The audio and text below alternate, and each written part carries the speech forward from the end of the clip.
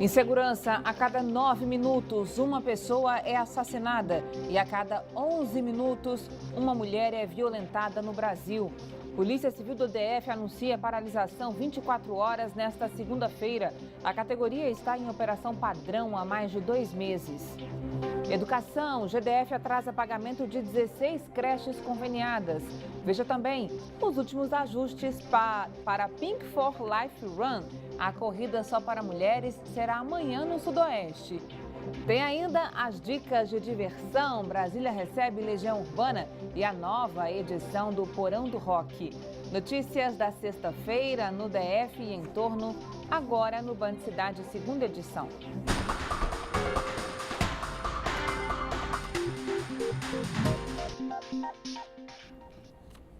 Olá, boa noite, seja muito bem-vindo. Representantes dos 3 poderes e do Ministério Público assinaram hoje o novo Plano Nacional de Segurança Pública. A ideia é reforçar o combate ao tráfico de drogas e armas nas fronteiras do país e, consequentemente, diminuir a violência em todo o Brasil. Policiais civis aproveitaram a reunião para protestar em frente ao Palácio do Itamaraty. Veja.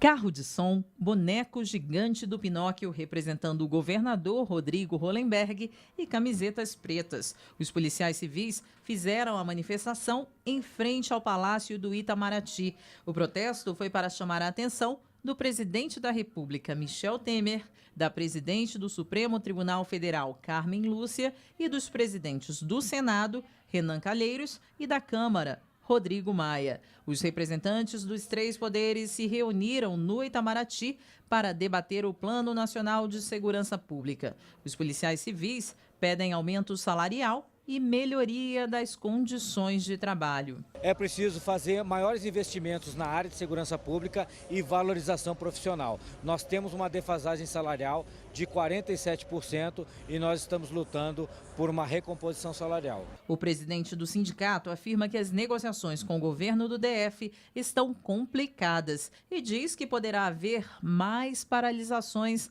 na semana que vem.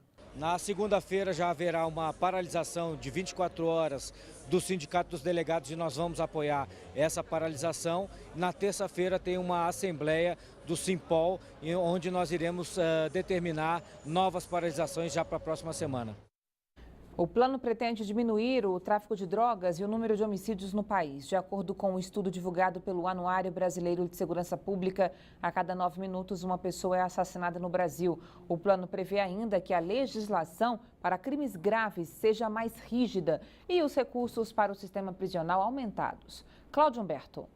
Olha, a reunião sobre segurança pública nesta sexta-feira em Brasília foi marcada apenas por declarações bem intencionadas, mas disso todos estamos fartos. Se fossem convidados a participar dessa reunião, os policiais diriam que, em média, 70% dos crimes são reincidências. Significa que para muitos vale a pena cometer crimes, com as leis condescendentes aprovadas no Legislativo, sancionadas no Executivo e legitimadas no Judiciário.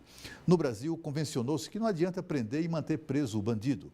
E o que se vê é o relaxamento na punição até de crimes mais graves e repugnantes. E a população flerta com a barbárie, fazendo justiça com as próprias mãos, o que é ainda pior. As instituições presididas por suas excelências têm tudo a ver com o corpo de um pedófilo condenado que apareceu boiando dentro de uma mala no Lago Paranoá. Se, em vez de ter sido beneficiado por uma pena alternativa, o pedófilo estivesse na cadeia como merecia, certamente ele não teria tido um fim tão trágico e cruel. Para mudar esse quadro, as pessoas precisam voltar a temer a lei e a justiça. O Supremo Tribunal Federal autorizou ontem o corte de ponto dos servidores grevistas. A decisão vale para todo o país, mas existem algumas exceções. O trabalhador que estiver com o salário atrasado tem direito de fazer greve sem corte na folha de ponto. E se ficar comprovado também que não houve negociação por parte dos patrões, o trabalhador pode também fazer paralisações sem prejuízo no salário. E no caso de acordo entre as partes, os funcionários podem ainda compensar os dias parados. Por 6 votos a 4, os ministros do Supremo entenderam que o Estado não deve pagar por serviços que deixam de ser prestados à população. Nossa produção entrou em contato com o GDF para saber sobre o corte de ponto dos grevistas, mas por causa do feriado do servidor público, ninguém atendeu as ligações.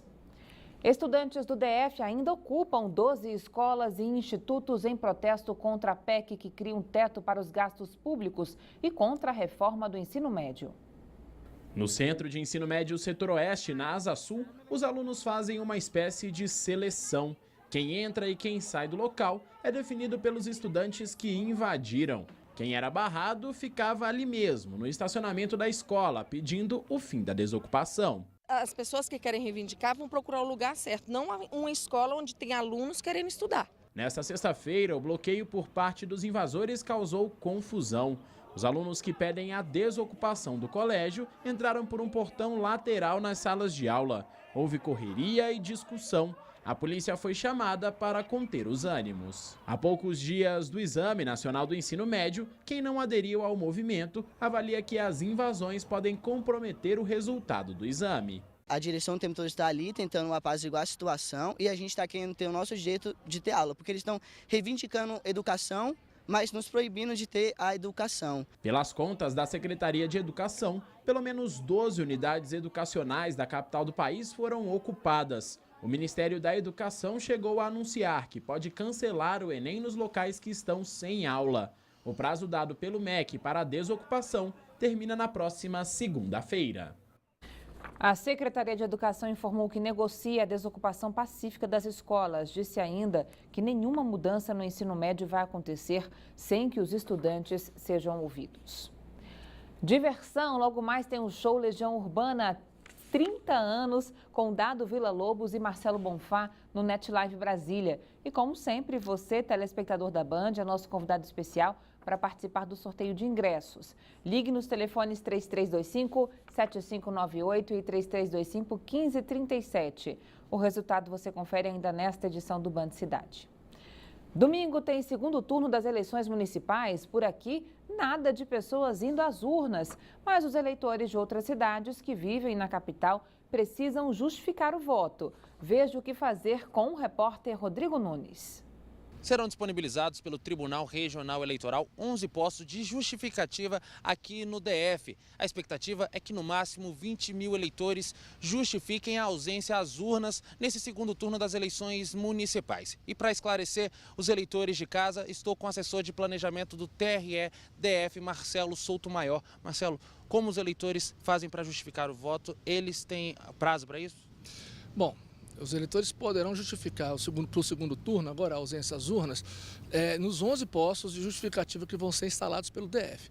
No dia chamada a justificativa presencial, em que o eleitor comparece a um dos postos, portando um documento oficial de identificação com foto e o seu formulário, requerimento de justificativa devidamente preenchido, e ele não pode esquecer de ter o número do título. É fundamental ter o número do título para poder fazer essa justificativa.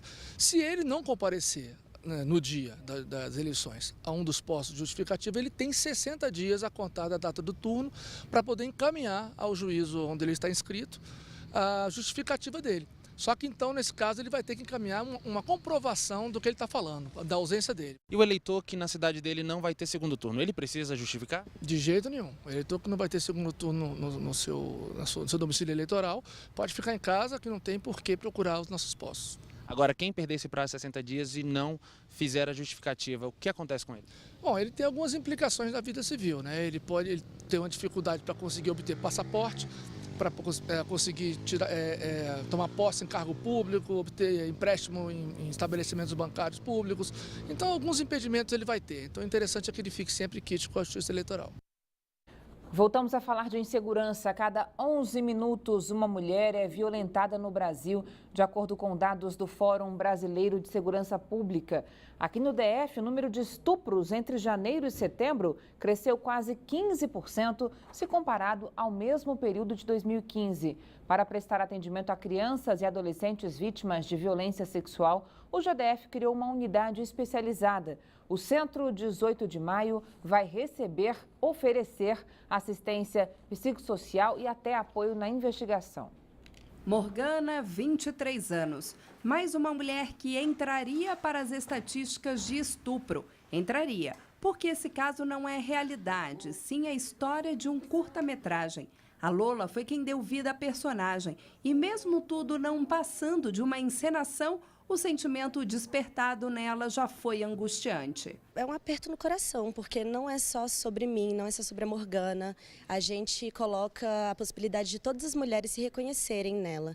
Então, pode ser a minha mãe, minha avó, a minha amiga, minha tia, enfim, uma mulher totalmente desconhecida. Então, ela não fala só sobre a situação dela, mas que isso pode acontecer com qualquer uma, em qualquer lugar. O autor do estupro da produção escrita pela Patrícia não era um desconhecido, e sim um colega de escola. Patrícia não precisou ir longe para se inspirar. Ela diz que essa é a realidade que mais aparece nas pesquisas. É o que mais acontece, né? O abuso sexual vindo de uma pessoa muito próxima, com quem a vítima já teve um contato, já teve um relacionamento, inclusive amoroso, é o jeito mais comum de se correr abuso, assim. Então, choca, de alguma maneira choca, assim, mas é o que mais acontece e acho que a gente precisa falar mais sobre isso. E pelo que parece, discutir violência sexual ainda é bastante necessário, até porque os números ainda assustam. De janeiro a setembro desse ano, foram registrados 525 casos de estupro no Distrito Federal, de acordo com a Secretaria de Segurança Pública.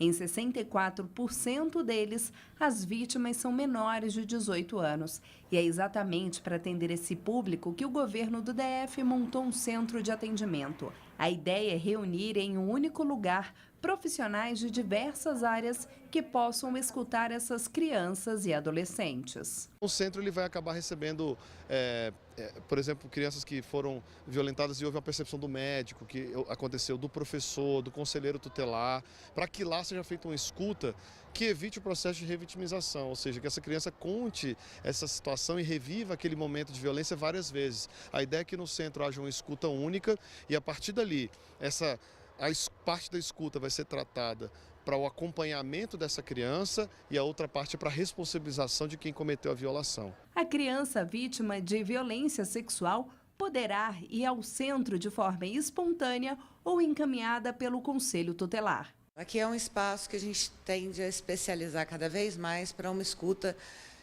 direcionada para criança e para adolescente, focada mesmo na especificidade e os profissionais bem especializados para que essa escuta seja de imediato e fluida. A unidade começa a funcionar no dia 16 de novembro.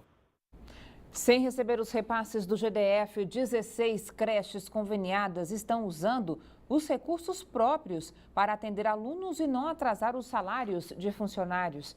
As informações com João Cláudio Silveira, direto do estúdio da Band News FM.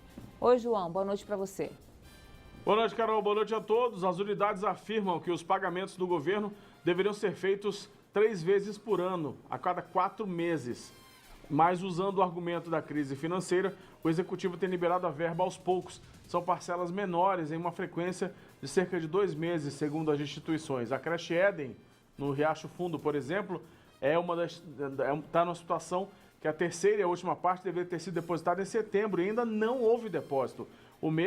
Mesmo com o pagamento, ainda será necessário receber outra parcela antes do fim do ano. Apesar do transtorno, a unidade, que atende 300 crianças, afirma que não atrasou o salário de nenhum dos funcionários. A Secretaria de Educação argumenta que as instituições não tinham entregado a prestação de contas e o que motivou o atraso, mas essa creche do Riacho Fundo afirma que entregou a documentação, que a documentação está em dia. Em nota, a pasta afirmou que as unidades entregaram os papéis necessários e que devem receber os pagamentos nos próximos dias. O governo não deu detalhes sobre o total devido e também esclareceu que o valor do repasse varia de acordo com o número de crianças que são atendidas pela creche. De volta com você, Carol. Boa noite. Bom fim de semana. Até segunda. Obrigada, João. Para você também.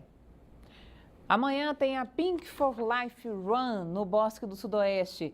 A corrida de rua só para mulheres é uma parceria do Grupo Bandeirantes com a campanha Outubro Rosa. A repórter Camila Lopes tem as informações ao vivo para a gente. Oi, Camila. Boa noite para você. Além da corrida, vão ter aulões de zumba e fit dance, é isso? É isso mesmo, Carol, já para preparar as corredoras, né? Para aguentar aí os 5 e 10 quilômetros.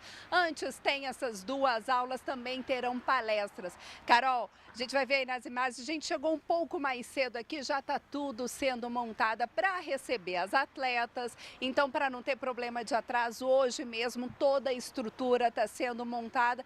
E, Carol, essa corrida, além de melhorar, né, a saúde das corredoras, também vai fazer o bem.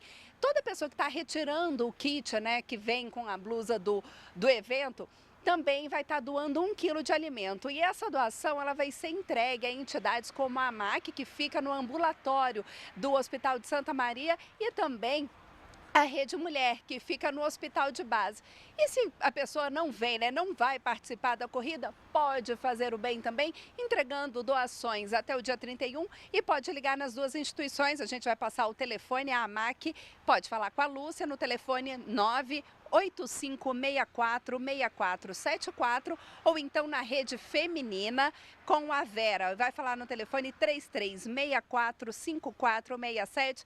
Carol, tudo montado e a gente vai estar aqui amanhã. Eu, pelo menos, estou aqui amanhã, vou acompanhar toda a corrida e segunda-feira a gente vai mostrar como é que foi a Pink for Life Run. Carol, é com você. Tá bom, Camila, quero ver você correr então, hein? Obrigada, viu? Agora você vai conhecer a história de um pedreiro que, além de construir casas, cria sonhos por meio de poesias. O piauiense Henrique Pereira já publicou 4 exemplares. E desta vez, os versos estão na 3ª Bienal do Livro, encantando leitores de todas as idades.